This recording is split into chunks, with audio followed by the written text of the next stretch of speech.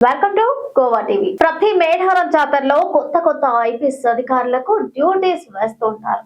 Mass gathering సమయంలో crowd control ఎలా చేయాలి, ఎప్పటికప్పుడు ఎలా ఆకస్మిక నిర్ణయాలు తీసుకోవాలనే విషయాలపై ఐపీఎస్ లకు మేడారం జాతరను ఒక లెసన్ గా పోలీస్ శాఖ భావిస్తోంది. ఈ నేపథ్యంలోనే ప్రతి మేడారం జాతరకు కొత్త ఐపీఎస్ అధికారులు విధులు నిర్వహించడం ఇక్కడ ఆనవాయితీగా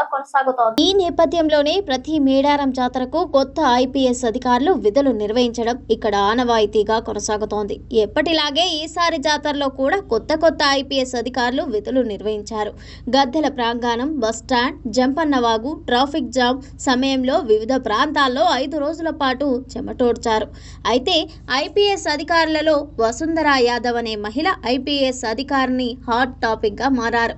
ప్రస్తుతం సోషల్ మీడియా మొత్తం వసుంధరా యాదవ్ రీల్స్ వైరల్ అవడంతో ఆమె గురించి చర్చిస్తున్నారు.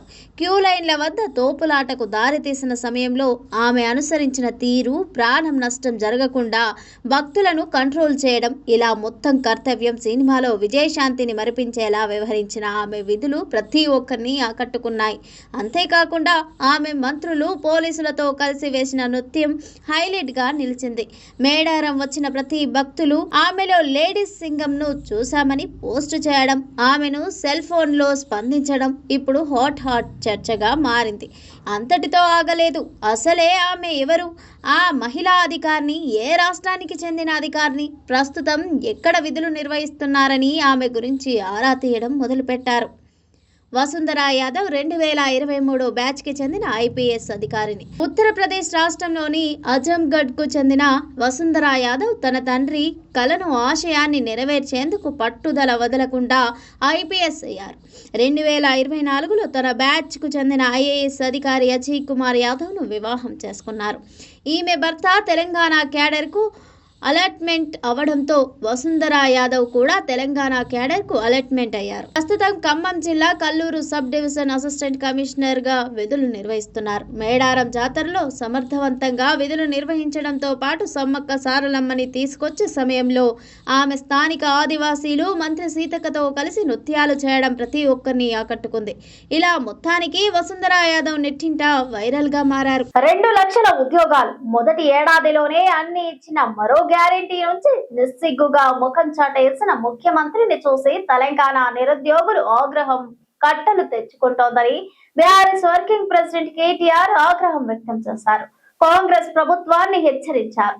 తెలంగాణ భవన్ లో ఏర్పాటు చేసిన మీడియా సమావేశంలో కేటీఆర్ మాట్లాడారు. 2 లక్షల ఉద్యోగాలు మొదటి ఏడాదిలోనే అని ఇచ్చిన మరో గ్యారెంటీ నుంచి నిస్సిగ్గుగా ముఖం చాటేసిన ముఖ్యమంత్రిని చూసి తెలంగాణ నిరుద్యోగులు ఆగ్రహం కట్టలు తెంచుకుంటోందని BRS working president KTR Congress ప్రభుత్వాన్ని హెచ్చరించారు.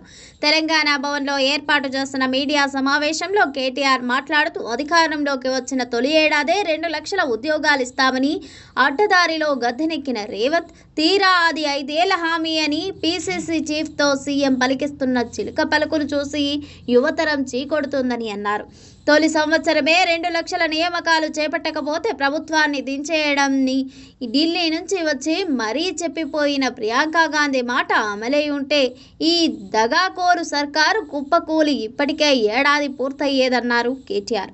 కేసీఆర్ హయాంలో చివరి దశలో ఉన్న 65,000 ఉద్యోగాలకు నియామక పత్రాలు ఇచ్చి ఫోటోలకు ఫోజులు కొట్టిన సీఎం ఆ తర్వాత మొత్తానికే చేతులెత్తేయడంతోనే తెలంగాణ రిక్రూట్మెంట్ జీరోగా మారిపోయిందని కాంగ్రెస్ ఉద్యోగాల భర్తీ ప్రక్రియను ఎండగట్టారు. అప్పటికే 1,65,000 ఉద్యోగాలను భర్తీ చేసిన బీఆర్ఎస్ ప్రభుత్వంపై పనికట్టుకుని రేవంత్ చెల్లించిన బురద అంతా అబద్ధాలతో అందలం ఎక్కడానికేనని అందరికీ అర్థమైపోయిందని, పట్టుమని 10,000 కొత్త ఉద్యోగాలకు కూడా నోటిఫికేషన్లు ఇవ్వని చేతకాని దద్దమ్మ పాలన చూసి నిరుద్యోగులే కాదు వారి తల్లిదండ్రులు కూడా దుమ్మెత్తిపోస్తున్నారన్నారు.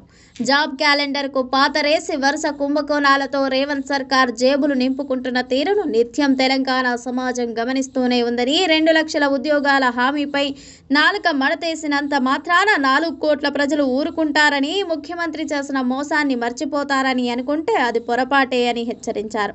తెలంగాణ నిరుద్యోగులను నమ్మించి నయవంచన చేసినందుకు ముఖ్యమంత్రి ముక్కున వేలేసుకొని క్షమాపణలు చెప్పినా, పొర్లు దండాలు పెట్టినా క్షమించే ప్రసక్తే లేదని కాంగ్రెస్ ప్రభుత్వాన్ని నిరుద్యోగులకు, విద్యార్థులకు చేస్తున్న ఈ ద్రోహంపై వెంటాడుతామన్నారు. మేధావుల ముసుగు వేసుకుని మాయ మాటలతో మభ్యపెట్టిన గొంతులన్నీ గత 2 ఏళ్ల నుంచి మోగబోయినంత మాత్రాన మీరు చేసిన పాపం ఊరికే పోదని నిరుద్యోగులకు యువతకు అండగా ఉండాల్సిన బాధ్యత ఉందన్నారు కేటీఆర్. కేవలం నిరుద్యోగులను మాత్రమే కాకుండా రాష్ట్రంలోని అన్ని వర్గాల రేవంత్ రెడ్డి కాంగ్రెస్ ప్రభుత్వం మోసం చేసిందన్నారు. ఇప్పటికే 3 దఫాలుగా రైతు బంధు ఎగ్గొట్టి 70 లక్షల మంది అన్నదాతల పొట్టకొట్టారు. కేసీఆర్ పాలనలో ఆత్మగౌరవంతో బతికిన రైతన్నను మళ్లీ అప్పుల పాలు చేసి తీరని ద్రోహం చేశారని తెలిపారు. సీఎం సీటుపై కూర్చున్న మరుక్షణంతోనే ప్రతి మహిళకు 2500 ఇస్తానని చెప్పిన మాటలకు 2 ఏళ్లైనా ఒక్కరికి దిక్కు లేకపోవడంతో ఆడబిడ్డలు కోపంతో రగిలిపోతున్నారన్నారు. 6 గ్యారెంటీలన్నీ అక్షరాల గ్యారెంటీలేనని, 420 హామీలన్నీ నయవంచన మాత్రమేనని తన నిజ స్వరూపాన్ని బయటపెట్టిన రేవంత్ సర్కార్కు నిరుద్యోగుల ఉసురు తగలడం ఖాయమన్నారు. ఒక్క ఫోటో రాజకీయాల్లో కొత్త చర్చకు దారితీసింది. మెగాస్టార్ చిరంజీవి రాజకీయాలకు దూరంగా ఉండి వరుస సినిమాలతో బిజీగా ఉన్నారు. కానీ తాజాగా ఆయన జూబ్లీ హిల్స్ నివాసానికి తెలంగాణ దేవాదాయ అటవీ శాఖ మంత్రి కొండా సురేఖ వెళ్లడం అనుకోకుండా ఆసక్తిని రేపింది. చిరంజీవి కలిసి సందర్భంగా ఆయనకు నచ్చిన అత్యంత అభిమానమైన ఆంజనేయ స్వామి చిత్రపటాన్ని బహుకరించారు మంత్రి సురేఖ. ఒక్క ఫోటో రాజకీయాల్లో కొత్త చర్చకు దారితీసింది. మెగాస్టార్ చిరంజీవి రాజకీయాలకు దూరంగా ఉండి వరుస సినిమాలతో బిజీగా ఉన్నారు. కానీ తాజాగా ఆయన జూబ్లీ హిల్స్ నివాసానికి తెలంగాణ దేవాదాయ అటవీ శాఖ మంత్రి కొండా సురేఖ వెళ్లడం అనుకోకుండా ఆసక్తిని రేపింది. చిరంజీవిని కలిసి సందర్భంగా ఆయనకు అత్యంత అభిమానమైన ఆంజనేయ స్వామి చిత్రపటాన్ని బహుకరించారు మంత్రి సురేఖ. ఈ భేటీకి ఆమె కుమార్తె కొండ సుస్మిత కూడా హాజరయ్యారు. మొత్తం కార్యక్రమం మర్యాదపూర్వకంగానే సాగినప్పటికీ అసలు చర్చకు కారణం మాత్రం ఆ భేటీ తర్వాతే మొదలైంది. మంత్రి కొండ సురేఖ ఈ భేటీకి సంబంధించిన ఫోటోలు, వీడియోలను సోషల్ మీడియాలో షేర్ చేస్తూ చిరంజీవిని కేంద్ర మాజీ మంత్రిగా సంబోధించడం ఇప్పుడు సర్వత్రా హాట్ టాపిక్గా మారింది. ప్రజారాజ్యం పార్టీ స్థాపన నుంచి కాంగ్రెస్లో విలీనం, రాజ్యసభ సభ్యత్వం, కేంద్ర మంత్రిగా పనిచేసిన నేపథ్యం చిరంజీవికి ఉన్నా ప్రస్తుతం ఆయన రాజకీయాలకు పూర్తిగా దూరంగా ఉంటున్న సంగతి తెలిసిందే. అయినా తెలంగాణలో అధికారంలో ఉన్న కాంగ్రెస్ పార్టీకి చెందిన ఓ కీలక మంత్రి ఇలా చిరంజీవిని కలవడం వెనుక ఏదైనా ప్రత్యేక కారణముందా, లేక ఇది కేవలం వ్యక్తిగత మర్యాదకే పరిమితమా అన్న అనుమానాలు రాజకీయ వర్గాల్లో మొదలయ్యాయి. నెటిజన్లు మాత్రం తమదైన కోణాల్లో విశ్లేషణలు చేస్తున్నారు. రామ్ చరణ్, ఉపాసన దంపతులకు ఇటీవల కవల పిల్లలు పుట్టిన నేపథ్యంలో శుభాకాంక్షలు చెప్పేందుకు మంత్రి వెళ్లారన్న వాదనకు ఒకటి, కొండ సుస్మిత చిరంజీవి అభిమానిని కలవడంతో ఆయన్ని కలవాలన్న కోరికతో ఈ భేటీ జరిగిందన్న అభిప్రాయం మరొకటి.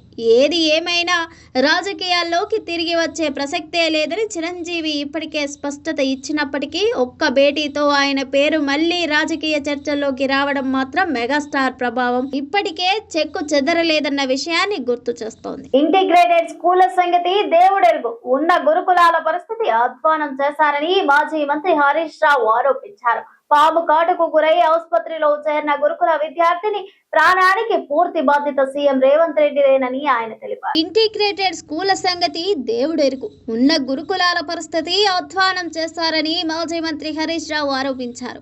పాము కాటుకు గురై ఆసుపత్రిలో చేరిన గురుకుల విద్యార్థిని ప్రాణానికి పూర్తి బాధ్యత సీఎం రేవంత్ రెడ్డిదేనని అన్నారు. మహబూబాబాద్ జిల్లా ఇనుగుర్తి గురుకులంలో ఇంటర్ విద్యార్థిని యష్మిత పాము కాటుకు గురి మృత్యువుతో పోరాడుతుందన్న ఘటనపై ఎక్స్ వేదికగా స్పందించారు. విద్యార్థిని పాము కాటుకు గురైన వార్త తనను ఎంతో కలిచివేస్తోందన్నారు. రేవంత్ రెడ్డి గారు, మీ పాలనలో గురుకులాలు విద్యా నిలయాలా లేదంటే విషసర్పాలకు ఆవాసాలా అంటూ హరీష్ రావు ప్రశ్నించారు. సీఎంగా, విద్యాశాఖ మంత్రిగా ఇది మీ పరిపాలన వైఫల్యం కాదా? 20,000 కోట్లతో ఇంటిగ్రేటెడ్ స్కూల్స్ అని చెబుతూ రంగుల లోకం చూపిస్తూ గురుకులాలను మీరు గాలి కొదిలేయడం సిగ్గుచేటన్నారు. గురుకులాల్లో పిచ్చి మొక్కలు తొలగించే దిక్కు లేదు, చిమ్మ చీకట్లో లైట్లు వేసే నాదుడు లేదు. అపరిశుభ్రత కారణంగా గురుకులాల్లో నేడు కుక్క కాట్లు, పాము కాట్లు సర్వసాధారణంగా మారిపోవడం అత్యంత దుర్మార్గమైన విషయమన్నారు. గురుకుల బిడ్డలకు కడుపు నిండా తిండి లేదు, ప్రాణాలకు రక్షణ లేదన్నారు. సీఎం హార్వర్డ్ యూనివర్సిటీకి వెళ్లి విదేశాల్లో ఫోటోలకు పోజులిస్తే ఇక్కడ పేద విద్యార్థులు ఆసుపత్రి పాలై కొట్టుమిట్టాడుతున్నారని ఆవేదన వ్యక్తం చేశారు. తమ పిల్లలు చదువుకోవడానికి వెళ్తున్నారా లేక చావుతో పోరాడేందుకు వెళ్తున్నారా అని తల్లిదండ్రులు ఆవేదన చెందుతున్నారు. ఇప్పటికైనా మొద్దు నిద్ర వీడి పతనమవుతున్న గురుకులాలను కాపాడాలి. రాజకీయ కక్ష సాధింపుల మీదున్న శ్రద్ధతో కొంతైనా పేద పిల్లల బతుకుపై పెట్టండి అంటూ విజ్ఞప్తి చేశారు. తెలంగాణ రాజకీయాల్లో పెను సంచలనం సృష్టిస్తున్న ఫోన్ ట్యాపింగ్ కేసులో భాగంగా మాజీ సీఎం బీఆర్ఎస్ అధినేత కేసీఆర్ ను సిట్ అధికారులు విచారణ చేయడం పట్ల ఆ పార్టీ తీవ్రంగా మండిపడుతున్న సంగతి అందరికీ తెలిసిందే. ఈ క్రమంలోనే రాష్ట్రాన్ని తీసుకొచ్చిన మహానేతను అవమానిస్తున్నారంటూ రేవంత్ రెడ్డి ప్రభుత్వంపై గులాబీ శ్రేణులు విమర్శలు గుప్పిస్తున్నారు. ఈ నేపథ్యంలో కేసీఆర్ జాతిపిత అంటూ బీఆర్ఎస్ నేతలు కొనియాడుతుండగా కాంగ్రెస్ నేతలు తీవ్రంగా విమర్శిస్తున్నారు. తెలంగాణ రాజకీయాల్లో పెను సంచలనం సృష్టిస్తున్న ఫోన్ ట్యాపింగ్ కేసులో భాగంగా మాజీ సీఎం బీఆర్ఎస్ అధినేత కేసీఆర్ ను సిట్ అధికారులు విచారణ చేయడం పట్ల ఆ పార్టీ తీవ్రంగా మండిపడుతున్న సంగతి అందరికీ తెలిసిందే. ఈ క్రమంలోనే తెలంగాణ రాష్ట్రాన్ని తీసుకొచ్చిన మహానేతను అవమానిస్తున్నారంటూ రేవంత్ రెడ్డి ప్రభుత్వంపై గులాబీ శ్రేణులు విమర్శలు గుప్పిస్తున్నారు. ఈ నేపథ్యంలోనే కేసీఆర్ జాతిపిత అంటూ బీఆర్ఎస్ నేతలు కొనియాడుతుండగా కాంగ్రెస్ నేతలు మాత్రం తీవ్రంగా విమర్శిస్తున్నారు. ఇందులో భాగంగానే కాంగ్రెస్ పార్టీ సీనియర్ నేత మంత్రి కోమటిరెడ్డి వెంకటరెడ్డి సంచలన వ్యాఖ్యలకు తెరతీశారు. కేసీఆర్ జాతిపిత అయితే తాను కూడా తెలంగాణ జాతిపితనే అంటూ వ్యాఖ్యానించారు. నల్గొండలో పర్యటించిన కోమటిరెడ్డి వెంకటరెడ్డి మీడియాతో మాట్లాడుతూ ఈ వ్యాఖ్యలు చేశారు. తెలంగాణ రాష్ట్రం కోసం ప్రాణ త్యాగాలు చేసిన అమరులే నిజమైన జాతిపితలని కొనియాడారు. సోనియా గాంధీ తెలంగాణ దేవత అని ఆయన పేర్కొన్నారు. కేసీఆర్ తెలంగాణ జాతిపిత అయితే తాను జాతిపితనే అన్నారు. తెలంగాణ కోసం తన సొంత పార్టీ కాంగ్రెస్ ను కూడా ఎదిరించానని చెప్పిన కోమటిరెడ్డి తనకు వచ్చిన పదవులకు రాజీనామాలు చేసి సర్వస్వం కోల్పోయినట్లు పేర్కొన్నారు. ఈ సందర్భంగా కేసీఆర్ గాని కోమటిరెడ్డి గాని ఎన్నటికీ తెలంగాణ జాతిపితలు కాలేరని వ్యాఖ్యానించారు. మరోవైపు రానున్న మున్సిపల్ ఎన్నికల్లో కాంగ్రెస్ పార్టీ జెండా ఎగురుతోందని కోమటిరెడ్డి వెంకటరెడ్డి ధీమా వ్యక్తం చేశారు. ఈ ఎన్నికల్లోనూ బీఆర్ఎస్ పార్టీకి ఘోర పరాభవం తప్పదని జోస్యం చెప్పారు. అసెంబ్లీ ఎన్నికలు, పార్లమెంట్ ఎన్నికలు, సర్పంచ్ ఎన్నికల్లో జరిగిందే మళ్ళీ ఇప్పుడు మున్సిపల్ ఎన్నికల్లోనూ పునరావృతం కాబోతోందని పేర్కొన్నారు. వచ్చే అసెంబ్లీ ఎన్నికల నాటికి తెలంగాణలో బీఆర్ఎస్ పార్టీ కనిపించకుండా పోవడం ఖాయమని విమర్శలు గుప్పించారు. రాష్ట్రంలోని 5 కార్పొరేట్లు, 90 మున్సిపాలిటీలను తమ పార్టీ కైవసం చేసుకుంటోందని, నల్గొండ కార్పొరేషన్ పై కాంగ్రెస్ పార్టీ జెండా ఎగరవేస్తామని కోమటిరెడ్డి ధీమా వ్యక్తం చేశారు. ఇప్పటికే నల్గొండ నియోజకవర్గంలో 1000 మంది పేదలకు ఇల్లు కట్టించామని, అప్లై చేసుకున్న వెంటనే అర్హులైన వారికి ఇందిరమ్మ ఇల్లు మంజూరు అవుతోందని కోమటిరెడ్డి వెంకటరెడ్డి తెలిపారు. తెలంగాణలో రేవంత్ రెడ్డి నేతృత్వంలోని కాంగ్రెస్ సర్కార్ అందించే సన్న బియ్యాన్ని పేదలు ఇష్టంగా తింటున్నారని వెల్లడించారు.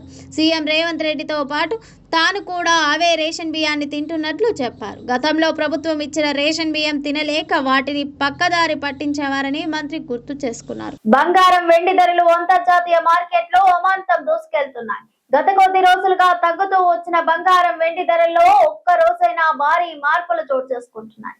ఫలితంగా 2008 నవంబర్ నెల తర్వాత ఒక్క రోజులోనే అత్యధికంగా ఈ లోహాల ధరలు పెరిగాయని నిపుణులు అంటున్నారు. జీవితకాల గరిష్ట స్థాయిల నుంచి వరుసగా 3 రోజుల పాటు తీవ్ర పతనాన్ని చూసిన వెండి, బంగారం ధరలు తిరిగి కోలుకున్నాయి. అంతర్జాతీయంగా సానుకూల పవనాల మధ్య ఢిల్లీ మార్కెట్లో విలువైన లోహాల ధరల ర్యాలీ చేశాయి. వెండి కిలోకి ఏకంగా 24,000 పెరిగింది. బంగారం సైతం 5,000 లాభపడింది.